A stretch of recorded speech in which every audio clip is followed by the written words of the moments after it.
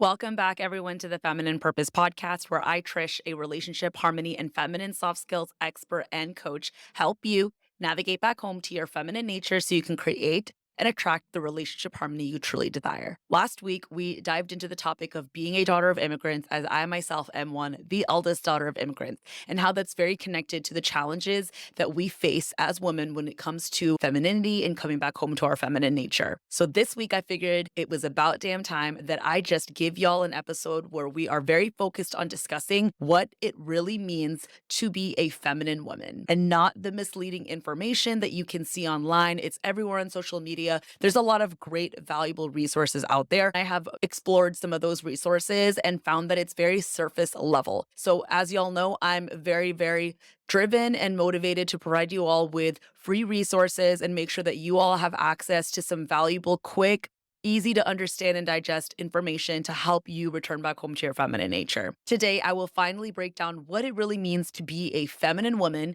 and how it's not about what you look like, how you dress, your age, etc. Though you can definitely embody femininity in a physical manner, it's not the core way to be a feminine woman. Also, make sure to stick around until the very end of today's episode, where I will unveil something that I have personally created for you ladies. So let's get into it. First things first, we need to define what is the definition of a feminine woman. It's actually quite controversial, in my opinion, to define this, because if you look up what feminine means, the dictionary says having qualities or an appearance traditionally associated with women or girls. What is that?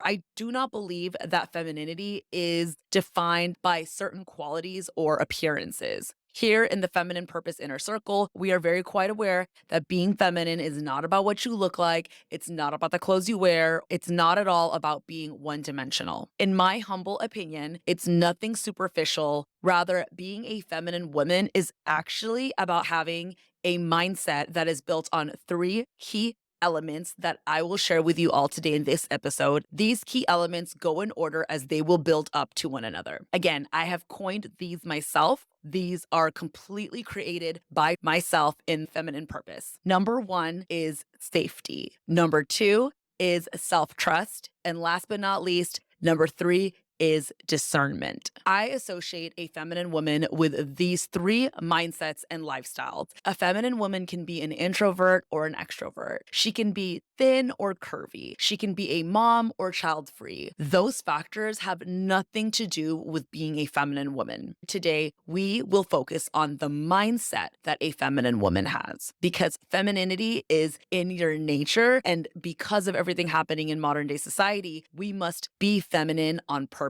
Therefore, it's really mindset, values, and lifestyle. Let's dive into number one, which is safety. What is safety? By definition, safety is the condition of being protected from an unlikely cause of danger, risk, or injury. In other words, safety feels like protection. What does that have to do with being a feminine woman? Without safety, a woman cannot be at peace. Without safety, a woman cannot rest and relax. Without safety, a woman cannot receive. Without safety, a woman cannot soften. Without safety, a woman cannot thrive. Safety is the number one key element I share with you all today, because if you grew up with trauma, which we all essentially did, we store that in our bodies. As adult women, we will experience situations in conflict with others, especially our significant other, and our bodies will have a reaction based on what that trigger or wound is being pushed or woken up in that moment of conflict. When we women finally learn about ourselves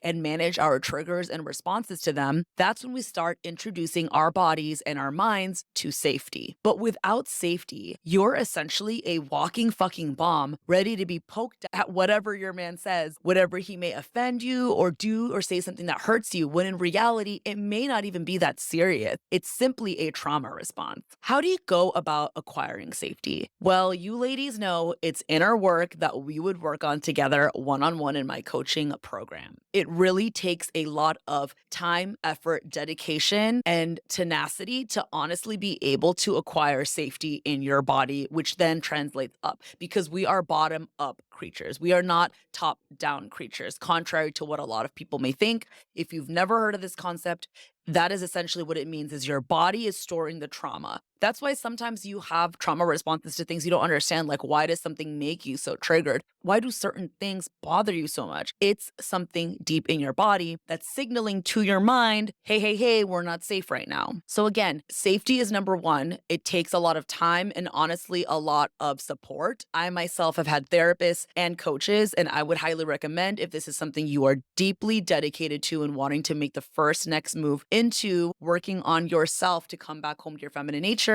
you know how to reach me. Number two is self-trust. What is self-trust? It's defined as having great faith in oneself or one's ability. In other words, you know you got you. You trust yourself and your capabilities and your limitations as well. You trust yourself overall. Your decision making, your choices, your values. You trust that you will figure things out, that you will make the right choices for yourself. It doesn't mean you're not going to make mistakes. It doesn't mean you're perfect. And it definitely does not mean that you won't trust others. At the core, it simply means that you trust yourself. If you do not have self-trust, you can never actually trust other people, and definitely not your male partner. I have self-trust as coming in second after safety because first and foremost, a woman must learn how to make herself feel safe, how she can create safety in her body, in her home, her surroundings, in her relationships, but most importantly, within herself. Once she's able to start creating safety, she's then able to develop self-trust. I say develop for a reason because it's not as if a woman like myself and you tuning in, full of trauma, just wakes up and is like, yay, I fucking trust myself now. I know what I'm doing. I genuinely trust myself and others. That's just not how it works. And if you're tuning in, you know that's not how it works. It comes with time, experience, and knowledge. It comes with acquiring safety first. Once a woman has safety, the self-trust naturally happens because when she is in conflict or stressed out, she is able to pause and look inward and trust what she is thinking, what she is feeling and experiencing. However, we know that not all the stories and feelings and thoughts that occur in ourselves are grounded in facts and should be trusted. This leads us to number three, discernment. Discernment is defined as the ability to judge well. We have discernment coming in last but not least, number three, because you must truly build a lot of safety and self-trust to be able to have healthy judgment. If you're in a constant state of stress and worry and trauma and feeling burnt out, you will not be able to feel safe, which then turns into an inability to trust yourself and ultimately leads you to making poor ass decisions, ladies. That which I described must be avoided at all costs. To nail in my point, I will make a brief example. If you recall my second episode, I talked about hypergamy and why women are naturally hypergamous. If you do not know what hypergamy means, definitely go check out number two because I talk about that at length. And I weave that into the worst kind of man, which is a lazy man. So let's take a run-of-the-mill average girl as an example and tie that into a lazy man and what we're talking about here today. Let's take a girl named Tina. Tina grows up with daddy issues. Her father is emotionally unavailable and absent most of her childhood, and he's a lazy guy. This trauma then leads her body to associate feeling distant from a partner and needing to do everything for him as love, because that's what her father taught her. She then falls in love with her first boyfriend in college, who subconsciously reminds her of her father. He is hot and cold. He's inconsistent in his actions. He often prioritizes his friends and himself over her. And he is 100% lazy like her dad, doesn't have much drive, doesn't really put in effort to take her out on dates, doesn't put much effort into buy her things. And when Tina and her boyfriend fight, she feels unsafe as fuck, but ironically, she thinks she's safe because this is what she's used to. She does not know what safety and peace actually feels like given the context of her childhood. Then she continues to forgive this guy, although he clearly does not prioritize her and he does not show through his actions that he will change. That entire example I just shared is the exact opposite of what a healthy feminine woman would be rooted in, which again is safety, self trust, and discernment. Clearly, that was just one brief high level example, but that example is why it's so imperative to learn how to feel safe so that you can develop self trust and eventually discernment. In that story, Tina ultimately could never achieve discernment, which would have been her using her judgment to know that this man does not care about her and is a reminder of her tad. Discernment is what a feminine woman relies on when making everyday decisions to life changing ones. Discernment is how I was able to personally decide to marry my husband, despite all the challenges we endured, and we endured a lot. But I used my discernment because I knew that deep down we had the same values and lifestyle and were very compatible. The thing about safety, self trust, and discernment is that learning about it is simply not the same as putting it into practice and having accountability. I have just a few spots left for my one on one coaching mentorship program, where I will work with you directly on a growth plan towards achieving the key elements described in this episode that are required to be in your healthy feminine nature,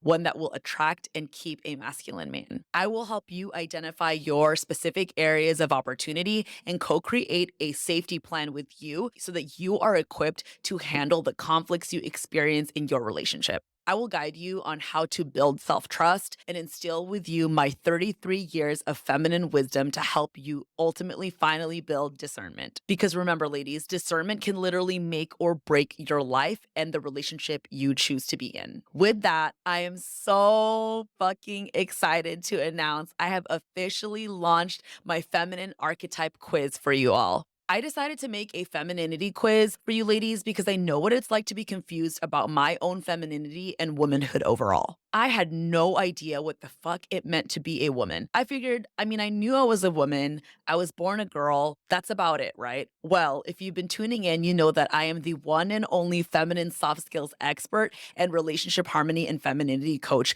with firsthand experience being with my masculine partner for 12 years now. I weaved my professional experience having single handedly created dozens of quizzes and surveys for over 1,000 employees with my experience in personal transformation as a former hyper masculine, wounded feminine girlfriend to now a healing and healthy feminine wife to my husband, which ultimately created relationship harmony for the first time in our 12 years together. The quiz is now available to you for free. It's linked directly in this podcast. The quiz will take no more than 5 minutes, and once completed, you will receive your results immediately, as well as 2 free tips on your specific feminine archetype. I hope you all enjoy the free quiz. That's it for today. So to recap, we discussed the 3 key elements required for a woman to truly be feminine, which are safety, self-trust, and discernment, and ultimately help you be aware of how dangerous it is to not have these 3 key elements, which is why we often as women wind up in toxic or abusive relationships and dynamics with men who are not in their healthy masculinity. I hope this episode inspires some self-reflection, and perhaps it's even the wake-up call for you to get some support, because it is strength to know that we need support. Again, my new feminine archetype quiz is linked directly in this podcast description, and you can also find it on my beacons and my website. I will catch you all in the next episode.